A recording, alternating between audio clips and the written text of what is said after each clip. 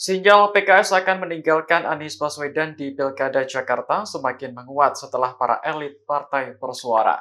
Sebagai gantinya, PKS membuka peluang untuk mendukung Ridwan Kamil sebagai calon gubernur. Wakil Sekjen PKS Zainuddin Paru menyatakan bahwa Anies kemungkinan gagal mengikuti Pilkada Jakarta. Penyebabnya karena belum ada koalisi partai pengusung hingga batas waktu yang ditentukan. Padahal, Anies telah diberi mandat oleh PKS untuk bisa membentuk koalisi paling lama 4 Agustus kemarin. Koalisi diperlukan karena PKS masih kekurangan kursi di DPRD. Meski begitu, Zainuddin tetap mendoakan Anies demi kebaikan di masa mendatang.